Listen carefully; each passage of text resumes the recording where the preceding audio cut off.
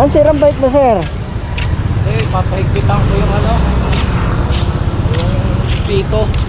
Ah, yung pito? Eto, meron akong panghigpit ng pito, sir. Tulungan kita.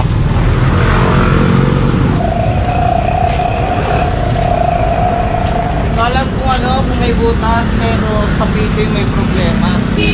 Ah, hindi mo alam kung ano dahilan bakit napaplat? Singaw yung pito. Hindi mo alam kung may butas o singaw yung pito? Eh, i-check muna natin. Kasi kahit higpitan natin yung pito, kapag di natin chinek, lalambot uli siya. Dito muna tayo para hindi tayo masagi.